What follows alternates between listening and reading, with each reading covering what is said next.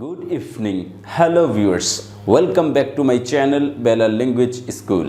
Today we will learn preposition behind. আজকে আমরা preposition behind বা behind সম্পর্কে বিভিন্ন ইংরেজি সেন্টেন্সে বাংলা অর্থ সহ জানব। তাহলে চলুন জেনে নেই। এখানে লেখা আছে preposition বা পদান্বয়ী অভয় behind এর দুটো উচ্চারণ বা ট্রান্সক্রিপশন আছে behind অথবা behind। তার মধ্যে বিহাইন্ড শব্দটি বাংলাদেশে সর্বাধিক পরিচিত আর শুদ্ধ উচ্চারণ বিহাইন্ড ইংলিশ ওয়ার্ল্ডে বেশি পরিচিত। তাহলে বিহাইন্ড এর বিভিন্ন বাংলা অর্থগুলো দেখছি। বিহাইন্ড পিছনে, পশ্চাতে, পাছে, পিছে, অতীতে, অন্তরালে, সমর্থনে, পিছনে, পিছন দিক থেকে, আড়ালে অথবা একার। এই বিভিন্ন বাংলাগুলো আমরা বিহাইন্ড বা বিহাইন্ড এর অর্থ হিসেবে খুঁজে পাই। তাহলে ইংরেজি এক্সপ্রেশনটাও একটু দেখে নিচ্ছি। To the first side of something, কোনো কিছুর দূরে বা পিছনে বোঝাতে এই বিহাইন্ডটি ব্যবহার করা হয়। অর ব্যাক টু অ্যানাদার, কোনো কিছু বা অন্য কারো পিছনে বোঝাতে এই বিহাইন্ড preposition বা পদান্বয়ী অভয়টি ব্যবহার করা হয়। অথবা at the back of somebody or something, কোনো বস্তু বা ব্যক্তির পিছনে বোঝাতে এই behind বা behind prepositionটি ব্যবহার করা হয়। something মানে বস্তু আর somebody SB মানে হচ্ছে ব্যক্তি। তাহলে আমরা এই behind বা behind পদান্বয়ী অভয়টি বিভিন্ন ইংরেজি সেন্টেন্সে কিভাবে বাংলা অর্থ দিয়ে থাকে সেই সেন্টেন্সগুলো আমরা অর্থসহ দেখছি। প্রথম সেন্টেন্সটি হচ্ছে the girl standing behind the wall. The girl standing, বালিকাটি দাঁড়িয়ে আছে, বিহাইন্ড দ্য ওয়াল, ওয়াল বা দেয়ালের পিছনে। তাহলে এখানে বিহাইন্ড পিছনে অর্থে ব্যবহার করা হয়েছে। আবার এখানে দেখুন দ্য গার্ল স্ট্যান্ডিং, বালিকাটি দাঁড়িয়ে আছে, বিহাইন্ড পিছনে, দ্য ওয়াল, ওয়ালের। এর শব্দটি কিন্তু এখানে উল্লেখ নেই, কিন্তু অর্থটা উঠাতে আপনি এখানে সাইলেন্ট অফ বা এর বাংলা অর্থ উঠাতে হবে। এর, দেয়ালের অর্থাৎ দেয়ালের পিছনে, এর শব্দটি এক্সট্রা হিসেবে নিয়ে আসতে হবে। তারপরের সেন্টেন্সটি দেখুন, please stay close behind me. Please stay close behind me, দয়া করে আমার পিছনে অপেক্ষা করুন অথবা আমার পিছনে কাছাকাছি দাঁড়ান। প্লিজ স্টে, প্লিজ অবস্থান করুন, ক্লোজ কাছে, বিহাইন্ড মি আমার পিছনে, আমার পিছনে কাছাকাছি দাঁড়ান। পরে বা পিছনে অর্থে এখানে বিহাইন্ড প্রিপোজিশনটি ব্যবহার করা হয়েছে।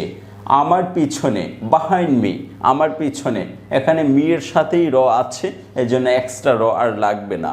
আমার পিছনে কাছাকাছি অবস্থান করুন, দয়া করে, দয়া করে আমার পিছনে কাছাকাছি অবস্থান করুন।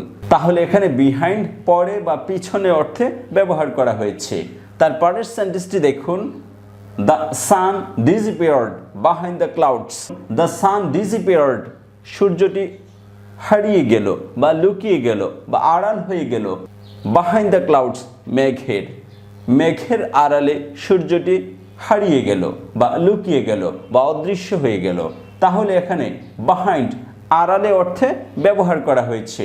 বিহাইন্ড দ্য ক্লাউডস, সূর্যের আড়ালে, অতিরিক্ত একটা এর নিয়ে আসবেন অফের অর্থ, আর বিহাইন্ড অর্থ হচ্ছে আড়ালে। তাহলে মেঘের আড়ালে সূর্যটি অদৃশ্য হয়ে গেল বা লুকিয়ে গেল। তাহলে এখানে বিহাইন্ড আড়ালে অর্থে ব্যবহার করা হয়েছে আর অতিরিক্ত হিসেবে বাংলা এর যুক্ত হবে, এর আড়ালে, মেঘের আড়ালে অথবা র উচ্চারিত হবে। তারপরের সেন্টেন্সটি দেখুন, উই আর বিহাইন্ড শিডিউল। আমরা শিডিউলে দেরিতে আছি। অর্থাৎ শিডিউল মানে হচ্ছে তালিকা বা লিস্ট।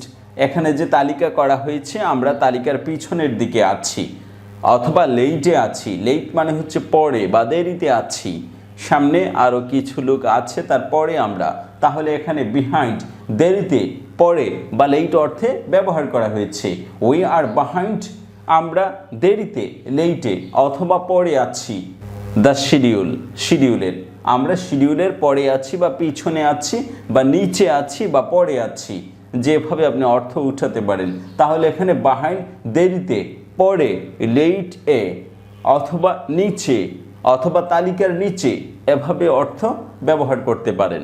তারপরের সেন্টেন্সটি দেখুন, my family was right behind my education.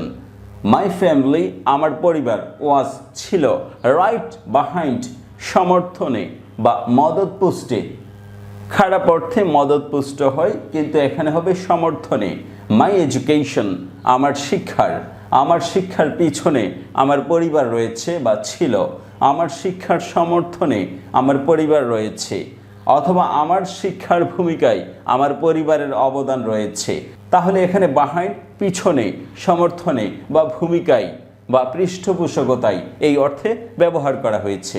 তাহলে আমার শিক্ষার পিছনে, আমার শিক্ষার সমর্থনে বা আমার শিক্ষার ভূমিকায় বা আমার শিক্ষার পৃষ্ঠপোষকতায় এই অর্থে এই বিহাইন্ড এখানে ব্যবহার করতে পারেন। তারপরের সেন্টেন্সটি দেখুন, he was the man behind the plan to build the school. He was the man, সে ছিল একটা লোক, বিহাইন্ড দ্য প্ল্যান এই পরিকল্পনার পিছনে বা ভূমিকায় বা এই পরিকল্পনার জন্য দায়ী। Two build the school, school প্রতিষ্ঠায় তার ভূমিকা রয়েছে। স্কুল প্রতিষ্ঠায় তার দায়িত্ব রয়েছে, রেসপন্সিবিলিটি দায়িত্ব। অথবা স্কুল প্রতিষ্ঠার জন্য সেই দায়ী বা তার ভূমিকা রয়েছে। দায়ীটা সাধারণত খারাপ অর্থে ব্যবহার করা হয়, তাহলে এখানে অর্থ হবে ভূমিকায়। আর খারাপ কাজ হলে তখন অর্থ হবে দায়ী এই কাজটার জন্য, অথবা এই খারাপ কাজটার জন্য সেই দায়ী, সেই এই কাজটার পিছনে রয়েছে, বিহাইন্ড দ্য ওয়ার্ক এরকম অর্থে। তাহলে এখানে বিহাইন্ড ভূমিকায় বা রেসপন্সিবিলিটি বা দায়িত্ব অর্থে বুঝিয়েছে, আর দায়ী শব্দটি শুধু খারাপ অর্থে ব্যবহার করা যায়। তারপরের সেন্টেন্সটি দেখুন, the accident was behind you. The accident was, অ্যাক্সিডেন্টটা ছিল, বিহাইন্ড ইউ তোমার পাশে। এই বিহাইন্ড ইউ মানে যেখানে অ্যাক্সিডেন্টটা হয়েছে সেই জায়গাটা আপনি অতিক্রম করে ফেলেছেন। যদি একই সময়ে থাকতেন তাহলে আপনিও ওই দুর্ঘটনায় পড়ে যেতেন। তাহলে এই ক্ষেত্রে আপনি যে এই দুর্ঘটনাটা অতিক্রম করেছেন, আপনার পাশে দুর্ঘটনাটা হয়েছে, সেক্ষেত্রে বিহাইন্ড প্রিপোজিশনটি ব্যবহার করা হয়। The accident was behind you, এই দুর্ঘটনাটি তোমার পাশে ঘটেছে বা তোমার পাশেই ছিল, তুমি দেখেছো। তাহলে এখানে বিহাইন্ড পাশে বা অতীতে অর্থে ব্যবহার করা হয়েছে। যেহেতু সে দুর্ঘটনায় পতিত হয়নি, সেহেতু সেটা অতীত হয়ে গিয়েছে, এজন্য পাশে বা অতীত অর্থে এই বিহাইন্ড প্রিপোজিশনটি ব্যবহার করা হয়েছে। তারপরের সেন্টেন্সটি দেখুন, I was told to stay behind after school. I was told, আমাকে বলা হয়েছিল, টু স্টে অবস্থান করতে, বিহাইন্ড আফটার স্কুল স্কুল ছুটির পর। তাহলে এখানে থাকা অর্থে ব্যবহার করা হয়েছে। বিহাইন্ড মানে হচ্ছে পিছনে, মানে স্কুল হয়েছে এবং স্কুল ভেঙেছে, মানে ছুটি হয়েছে, সবাই চলে এসছে, আপনি পিছনে পড়ে রয়েছেন, মানে আপনি বসে আছেন। তাহলে এখানে বসে আছেন যে, এই জন্য বিহাইন্ড থাকা অর্থে ব্যবহার করা হয়েছে। সবাই চলে এসছে, আপনি এখনও সেখানে অবস্থান করছেন, তাহলে বিহাইন্ড এখানে থাকা অর্থে ব্যবহার করা হয়েছে। আই ওয়াজ টোল্ড, আমাকে বলা হয়েছিল, টু স্টে থাকতে, বিহাইন্ড আফটার স্কুল স্কুল ছুটির পর, অথবা পর অর্থেও ব্যবহার করতে পারেন। তারপরের সেন্টেন্সটি দেখুন, he is behind the rest of the class in reading. He is behind, সে পেছনে পড়ে আছে, the rest of the class অবশিষ্ট ক্লাসের, ইন রিডিং রিডিং পড়াই অন্যান্যদের তুলনায় সে পিছিয়ে আছে বা পিছনে পড়ে আছে।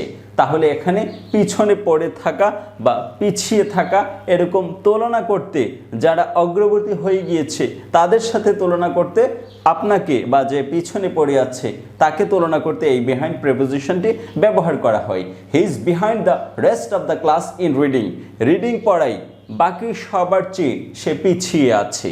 তাহলে এখানে তুলনায় কম বা পিছিয়ে আছে এরকম অর্থ বোঝানো হয়েছে। তারপরের সেন্টেন্সটি দেখুন, the man is behind the curtain. The man is, লোকটি হলো, behind or behind the curtain পর্দার পিছনে। তাহলে লোকটি হলো পর্দার পিছনে, অথবা লোকটি পর্দার আড়ালে, অথবা লোকটি পর্দায় আছে, অথবা লোকটি পর্দাতে আছে, একার অর্থেও ব্যবহার করতে পারেন।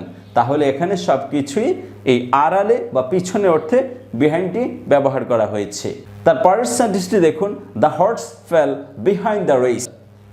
দ্য হর্স ফেল, ঘোড়াটি পড়ে গেল, বিহাইন্ড দ্য রেস এই দৌড় প্রতিযোগিতার পিছনে, তাহলে এখানে বিহাইন্ড মানে পিছনে পড়ে যাওয়া বা পিছিয়ে পড়া অর্থে ব্যবহার করা হয়েছে। ঘোড়াটি এই প্রতিযোগিতার পিছনে পড়ে গেল বা পিছিয়ে গেল, তাহলে এখানে প্রতিযোগিতার র আসবে এবং পিছনে বা পিছিয়ে এরকম একটি অর্থ আসবে। এভাবে আমরা বিহাইন্ড বা বাহাইন্ড ইংরেজিতে যতভাবে আসে সবগুলো বাংলা অর্থসহ জেনে গিয়েছি। আশা করি এভাবে পড়ার মাধ্যমে আমরা আমাদের ইংরেজি দক্ষতা বৃদ্ধি করতে পারবো। ভিডিওটি সম্পূর্ণ দেখার জন্য ধন্যবাদ। যদি এই ভিডিওটি ভালো লাগে তাহলে এই চ্যানেলটি সাবস্ক্রাইব করে এই চ্যানেলের সঙ্গেই থাকবেন। ভালো থাকবেন। Bye bye.